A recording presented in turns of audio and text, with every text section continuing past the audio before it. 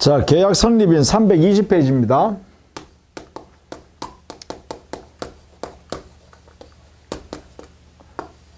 계약의 성립은 기본적으로 청약과 승낙이 합치되면 되죠. 그렇죠? 청약의 의사와 승낙의 의사 표시가 합치되면 계약이 성립합니다. 이것을 우리는 보통 합의가 되었다 이렇게 표현하죠. 합의가 곧 계약의 성립이죠. 그러면 계약이 합의가 안 되면 불합의가겠네요. 불합의면 계약은 불성립되었다 이렇게 되겠죠. 불성립하여 계약은 부존재하게 되겠죠. 이렇게. 이때 이 불합의라는 형태는 두 가지가 있다는 거죠. 그게 첫 번째는 알면서 의도적으로 불합치시킨 거죠. 이걸 의식적 불합의라 그래요. 두 번째는 당사자가요, 합의가 되어 있지 않다는 사실을 모르고 있는 상태에서 합의된 줄 알고 있는 거죠. 그걸 우리는 무의식적 불합의라 그래요.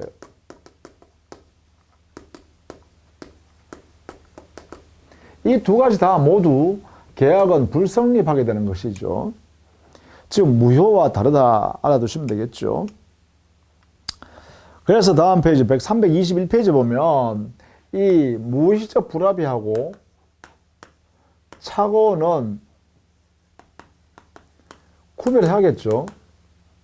그렇죠? 의식하지 않은 상태에서 자기가 지금 청약과 승낙이 합치된 줄 알고 있지만 사실은 불합의가 돼 있다라고 하면 그것은 계약이 불성립하기 때문에 계약은 불존재하죠.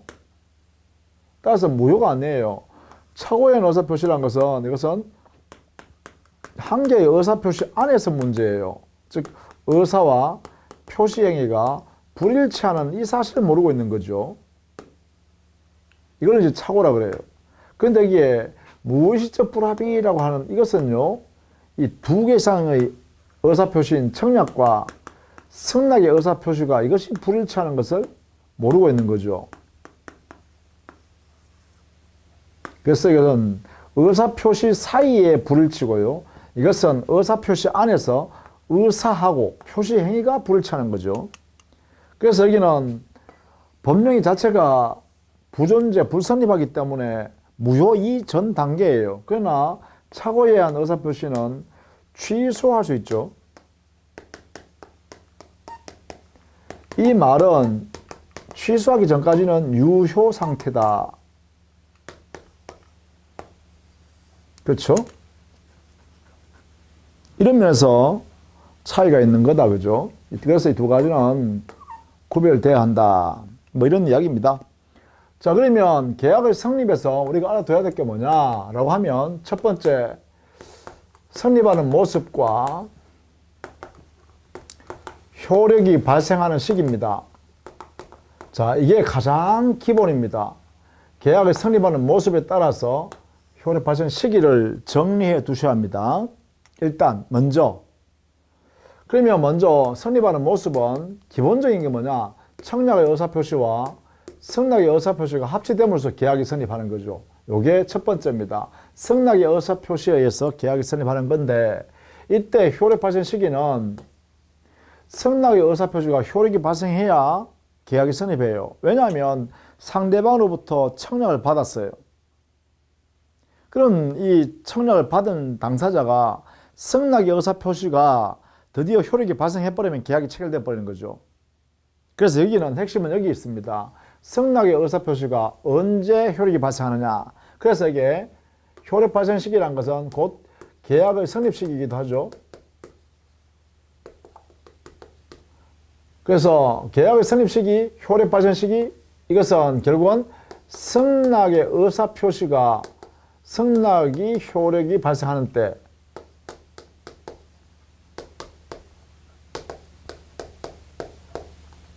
이거와 같습니다. 계약이 효력이 발생하는 시기란 것은 계약이 성립하는 시기이기도 하고 동시에 그것은 승낙의 효력이 발생하는 시점이 된다라는 것이죠. 자, 이때 승낙의 의사표시는 상대방이 있는 의사표시니까요. 따라서 상대방이 있는 의사표시는 원칙적으로 도달주의가 원칙이죠. 그런데 우리 민법에 예외적으로 발신주의를 인정하는 경우가 있어요. 이게 원칙이고 이게 예외이죠. 예외로서 예외 규정을 두었을 때 이렇게 예외가 됩니다.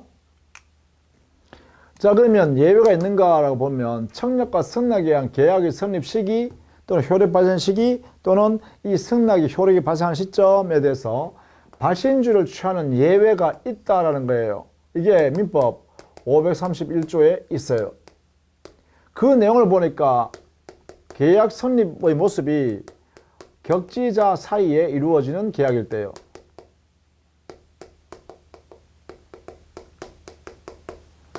격지자 간의 계약일 때는 이때는 계약 성립 시기를 승낙의 의사표시를 발송한 때 계약이 성립한다. 이래서 발신주의를 취했다라는 거예요. 그럼 여기에 격지자라는 것은 어떤 의미일까? 이걸 알아둬야겠죠. 이 격지자라는 것은 승낙의 의사표시를 발송하여 상대방 청약자한테 효력이 발생하는데 상당히 시간이 걸리는 거예요. 도달해서. 그래서 승낙의 의사표시가 발송해서 도달할 때까지 상당히 시간이 필요한 경우를 우리는 격지자다 이렇게 해요. 그래서 발송과 도달 사이에 시간적 거리가 있는 이것을 우리는 격지자라고 해요. 이 공간적 거리가 아니라는 것을 잘 알아두셔야 돼요. 시간적 거리다. 그러면 보통 이렇게 격지자 사이 계약이라는 것은 어떤 경우냐면 바로 우편에 의한 승낙할 때요.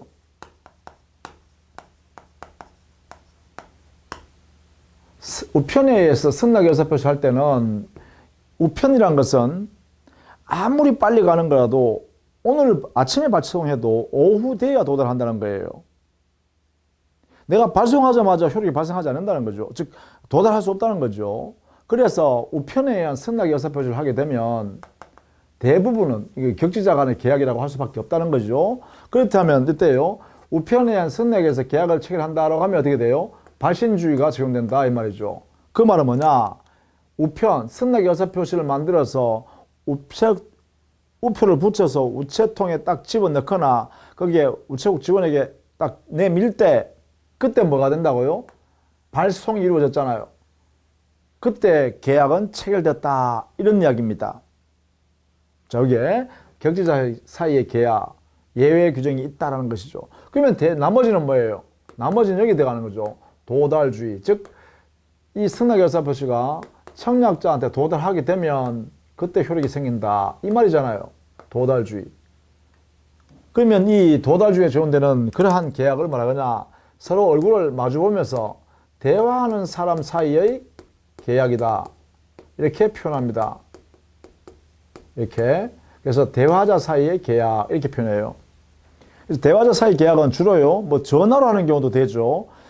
공간적으로는 멀리 떨어져 있더라도 전화로 서로 계약을 체결할 때 승낙 의사표시를 했다라고 하면 그 상대방 교회는 내가 여기서 그래 내가 사겠다라고 승낙 의사표시하면 수초 내에 그 상대방 청약자한테 도달하잖아요. 이런 경우를 뭐라 하냐? 대화자 사이다 이렇게 해요. 자, 이 대화자라는 말도 알아두셔야겠죠. 그러면 대화자 사이의 계약은 주로 어떤 경우냐라고 하면 이건요. 이것은 예컨대 전화로 승낙을 한다든가, 그죠? 뭐 상대방과 청약자와 대화하면서 청약자가 청약했을 때 청약자가 그래 내가 좋다고 하면 사겠다 의사표시하면 그것은 대화자 사이의 계약이기 때문에 상대방 청약자의 수화기에 들리는 순간에 바로 계약이 체결되는 것이죠. 그 외에도요. 팩스로 승낙의 의사표시를 했다든가, 그렇죠? 뭐 이메일로 승낙의 의사표시를 한다든가 뭐 이런 등등의 행위입니다. 이런 것들은 대화자 사이의 계약이라고 해석할 수 있겠죠. 그건 도달주의 적용된다. 그죠? 도달주의. 자, 이런 내용으로 정리를 좀 해 두시면 되겠다. 그죠? 이게 원칙입니다. 원칙. 대원칙 딱 못을 박아놔야 됩니다. 그 다음에 우리 두 번째요. 계약을 성립하는 모습을 우리 민법은 의사 실현에 의한 계약 성립을 인정해 주고 있습니다. 의사 실현에 의한 계약이 성립하는 모습이요. 자, 이때 의사란 것은 승낙의 의사가 실현되는 것을 말하죠. 그러면 언제 성립하냐? 자, 승낙의 의사가 실현된다는 것은 어떤 거냐 하면 이런 거죠. 내가 식당에다가요, 중국 식당에다가 중국 음식 요리하는데요. 제가 지금 갈 테니까요, 짜장면 하나 좀 부탁할게요. 이렇게 하면요, 그 상대방 네 이렇게 하겠잖아요. 그 내용을 받고 뭐예요? 네 하는 순간에요, 준비를 할 거 아니에요, 그죠? 준비하면 그때 뭐예요? 계약은 성립한다는 거죠. 그쵸? 이게요. 또 이런 것도 있겠죠. 예를 들면 이쪽에서요, 상품을 판매하는 사람이 그 상품을 수시로 사용하는 상대방한테요, 물건을 개당 10,000원씩 해서 10개를 포장해서 각각 보내면서요, 야, 이거 개당 10,000원이다, 이번에는. 그래서 내가 10개 보냅니다. 그러면 필요한 만큼 사용하시고 나중에 돈은 주세요. 이렇게 했을 때요, 그 상대방 수령했을 거 아닙니까? 수령했을 때 자기가 필요한 게 5개니까 5개 떼가지고 썼다 이 말이죠. 그러면 어때요? 5개를 쓰기 시작하는 순간에 뭐예요? 바로 5개에 대한 내가 사겠습니다라는 승낙의 의사표시를 말을 하지 않아도 계약이 체결되었다고 해야겠죠. 그게 바로 승낙의 의사표시를 실현하는 행위가 발생했기 때문에 계약이 성립되었다라고 하자는 것입니다. 이렇게, 그죠? 자, 이런 형태의 모습을 우리는 보통 이건 관행적으로 이렇게 이루어질 때가 많겠죠, 그죠?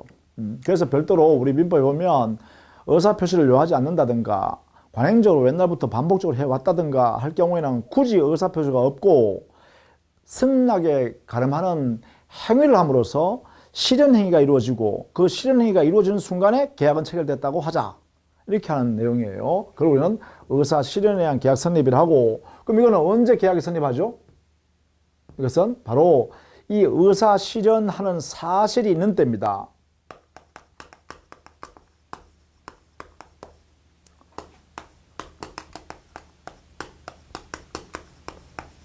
자, 요때가 계약이 체결된 때입니다.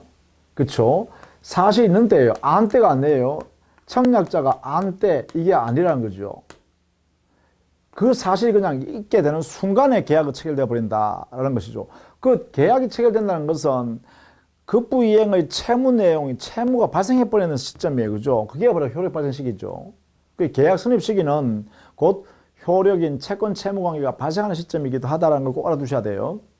자, 요 시점 잘 알아두셔야 됩니다. 그 다음에 세 번째요. 청약이 서로 교차하는 경우요. 교차 청약에 의하여 계약이 성립하는 경우가 있다. 교차 청약. 이 교차 청약이라는 것은 뭐죠? 보통은 청약에 대해서 승낙을 함으로써 계약이 체결되는 거잖아요. 그런데 양 당사자가 서로 상대방이 자기한테 청약했다는 사실을 모르는 상태에서 서로 상대방한테 청약한 거예요. 예를 들면 여기에 갑이라는 사람이 자기 아파트를 을한테 5억에 팔겠다고 청약했어요. 살래라고 이렇게 청약했습니다. 그런데 갑이 자기한테 그 아파트를 5억에 팔겠다고 청약했다는 사실을 모른 채 을이라는 사람은요, 갑한테 야, 갑 너의 아파트 내한테 5억에 팔래라고 이렇게 또 청약했다는 거예요. 5억에 그 아파트를 팔으라고 청약했다는 거예요. 내가 살 테니까 내한테 팔래 이렇게 했다는 거예요. 그러면 서로 간에 그 청약의 내용이 완전히 일치되죠. 이런 내용으로, 내용이 일치되는 내용으로 서로 당사자가 청약했다라고 하면 이걸 우리는 교차 청약이라 한다라는 거예요. 이때 교차 청약이 되면 계약이 성립한 걸로 인정하는데, 그러면 계약 성립 시기는 언제냐 이 말이죠. 여기에 대해서는 우리 민법이 정해놨어요. 이 양 청약이 모두 도달한 때예요. 양 청약 모두가 상대방한테 도달한 때 이렇게 정하고 있어요. 양 청약이 도달한 때. 이 도달은 모두 도달해야 돼요. 모두 도달한 때 이렇게 정의해 둡니다. 모두 이렇게요. 그럼 결국은 이 두 개의 청약 중에 동시에 도달했다면 동시에 도달한 그때가 될 것이고 선후 관계로 도달했다면 나중에 청약이 도달한 때 계약이 성립한다 이렇게 되겠죠. 그게 그래야 양 청약이 모두 도달한 때가 되겠죠. 이렇게요. 자, 이때 요 내용을 반드시 이렇게 양 청약이 모두 도달한 때 이렇게 해석하시기 바랍니다. 모두 이렇게요. 자, 모습 세 가지 우리 민법 인정하는 건 이 세 가지 하고요. 그 다음에 성립 시기에 관해서는 또는 효력 발생 시기에 관해서 이렇게 기준을 정해놨다는 것입니다. 반드시 알아두셔야겠죠. 그 외에 경쟁적 계약 체결이 있어요. 경쟁에 의한 계약 체결. 예컨대 입찰이나 또는 경매요. 그렇죠. 이때도 역시 청약과 승낙의 의사표시를 구분해서 승낙의 의사표시 효력이 발생한 때 계약이 성립한다 이렇게 하면 되겠죠. 예컨대 입찰의 경우는요. 입찰 때는 입찰한 사람이 자, 나 이러이러한 건축 행위를 해주면 우리가 500억을 드리겠습니다. 그러니 건설사는 한번 입찰해 보실랍니까? 이렇게 공고를 해요. 그러면 건설 회사들이 A 회사, B 회사, C 회사 등등이 이렇게 해요. 야, 이렇게 우리는 이러이러한 내용으로 우리 공사하겠습니다라고 이게 입찰에 하죠. 입찰의 의사를 표시하죠. 이게 청약인 거예요. 그러면 그 입찰을 받은 당사자들이 뭐예요? A 회사, B 회사, C 회사, D 회사 등 이 회사들이 제시하는 공정이라든지 시기라든지 자기들 비용을 전도 든다는 것 등등 이렇게 제시할 거 아니에요. 자기들은 이러한 내용으로 공법을 통해서 완성해 드릴 테니까 이 건축물을 만들어주면 우리는 450억만 받으면 됩니다. 500억까지 필요 없습니다. 뭐 A 회사는 이렇게 할 수도 있고 B 회사는 우리는 470억인데 우리는 이렇게 잘 만들겠습니다. 이렇게 만들겠죠. 이런 의사들이 즉 각각의 그 건설회사들이 입찰하는 이 행위가 뭐예요? 이게 청약에 해당되는 것이죠. 일반적으로.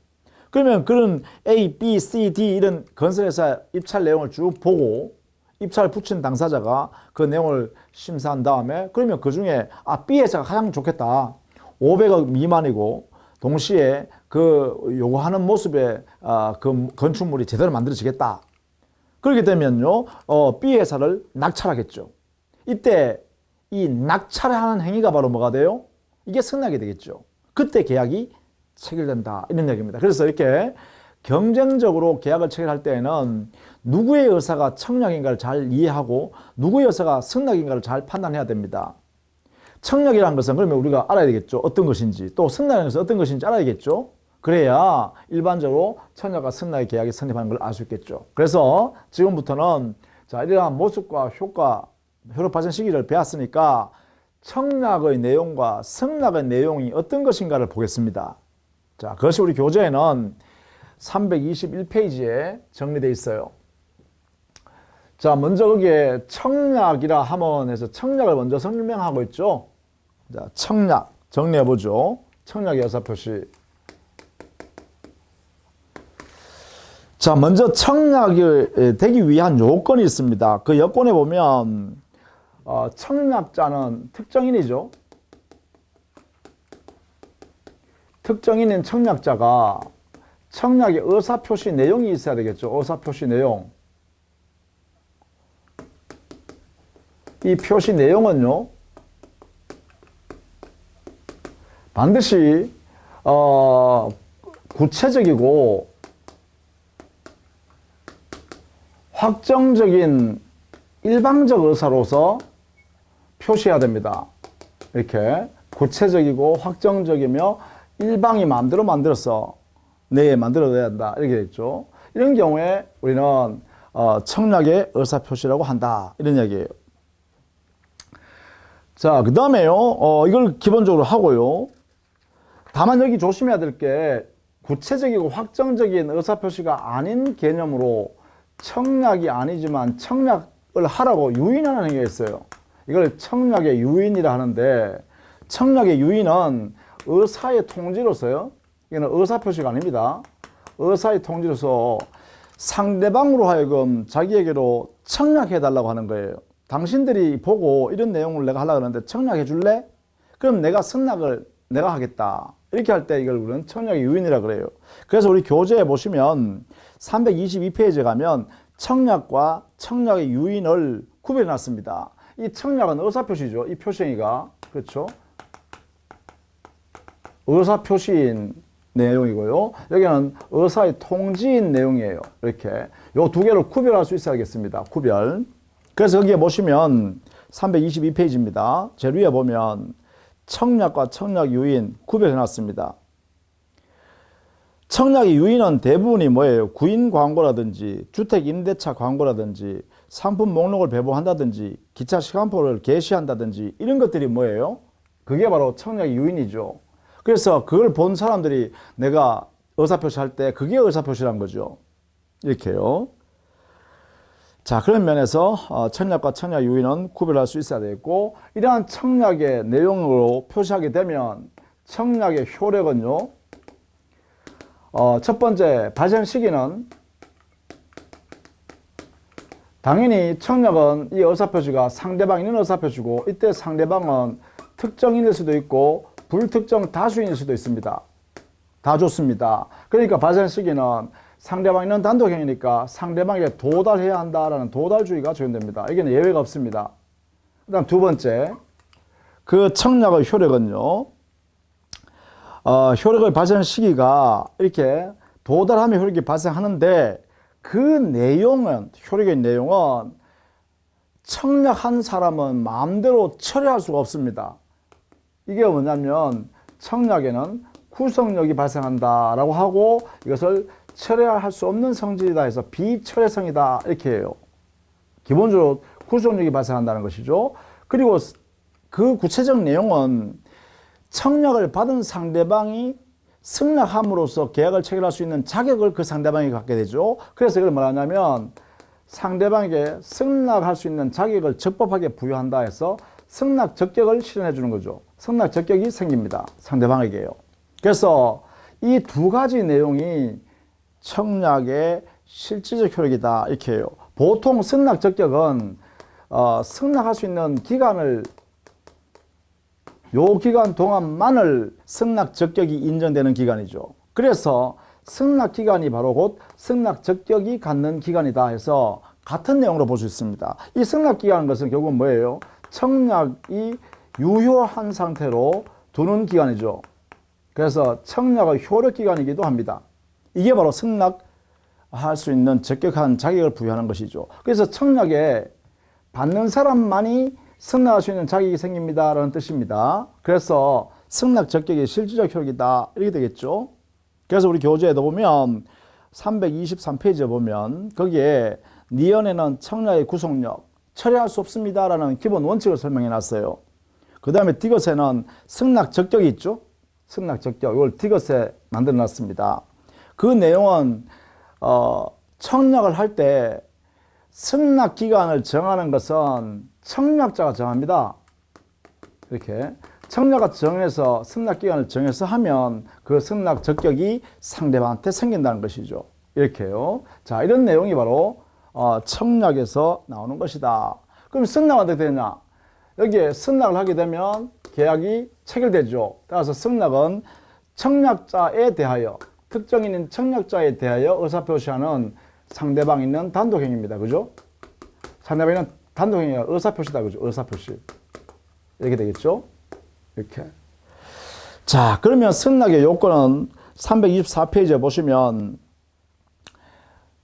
청약의 내용과 완전히 동일한 내용으로 동의하는 의사표시해야 됩니다. 그리고 이것은 청약자란 주관적 요소를 갖춰야 되고 일치하게 해야 되고, 그리고 청약의 내용과 완전히 일치되는 내용으로 승낙을 해야 하기 때문에 객관적으로 일치돼야 되죠. 그래서 승낙에서 유효한 계약이 체결되기 위해서는 주관적 요건과 객관적 요건의 합치가 있어야 돼요. 주관적 합치, 객관적 합치. 청약자에 대한 일치, 그 다음에 청약에 대한 일치, 객관적 일치죠. 이 두 가지가 갖춰질 때 드디어 승낙에서 계약이 성립한다 이래 되겠죠. 물론 승낙의 효력 발생 시기는 우리는 이미 여기서 했죠. 승낙의 효력 발생 시기는 바로 대화자 사이에서 때는 도달주의, 격제자 사이에서는 그 승낙을 발송한 때 계약이 효력이 발생한다 또는 계약이 성립한다 이렇게 했죠. 따라서 승낙의 효력 발생 시기는 대화자 사이에서는 그 승낙이 상대방 청약자한테 도달할 때 이렇게 될 것이고, 격지자 사이에서의 승낙은 바로 발송하는 순간에 승낙은 효력이 생깁니다. 이렇게 되겠죠. 발신주의니까. 이것에 의해서 해결하면 되겠다. 이런 이야기죠. 그 다음에 324페이지의 4번 동그라미에 연착된 승낙이요. 이 승낙 기간을 지나버리는 게 연착이죠. 연착된 승낙일 때는 당연히 계약은 불성립입니다. 계약은 성립하지 않지만 우리 민법에 연착된 승낙을 어떻게 처리하냐, 민법상으로는 새로 청약으로 볼 수 있죠. 새로 청약으로 볼 수 있기 때문에 종전의 청약자가 계약을 승낙해버리면 계약이 체결될 수가 있죠. 그래서 연착된 승낙만 가지고는 계약은 성립하지 않으나 불성립이나 다만 종전의 청약자가 승낙의 의사표시를 하게 되면 계약이 성립할 수 있다. 그 이유는 왜 그러냐? 바로 연착된 승낙을 새로 청약으로 봐두기 때문에 그렇습니다. 이렇게 정리하시면 되겠죠. 다만 이 연착된 사유가 특별한 사정 때문에 연착되었다라고 할 때는 이 연착된 승낙을 받은 청약자는 지체 없이 그 승낙자에게 통지하여야 합니다. 연착된 사실을. 연착된 사실을 통지하여야 할 책무가 있는데 그것을 만약에 청약자가 지체 없이 연착된 사실의 통지가 없으면 연착되지 아니한 것으로 해결해서 계약은 성립해 버립니다. 그 내용이 528조에 있어요. 조문에요. 325페이지에 보면 거기에요. 니은 동그라미 보시면 있습니다. 승낙기간 내에 도달할 수 있게 보낸 경우 했죠. 충분히 승낙기간 내에 도달할 수 있음에도 불구하고 특별한 사정 때문에 사고가 있어서 연착되었다라고 할 때는 이 청약자는 지체 없이 승낙자에 대하여 연착의 통지를 해야만 계약이 불성립되는 것이고 만약에 지체 없이 연착에 통지하지 않으면 그때는 연착되지 아니한 것으로 간주하기 때문에 계약은 체결됩니다. 이 내용을 꼭 정리해 두셔야겠죠. 자, 이렇게 했어요. 우리가 청약과 승낙에 대한 내용을 정리했습니다. 자, 다음 시간에는요. 327페이지에 계약 체결상의 과실 책임을 정리하도록 하겠습니다. 자, 수고했습니다.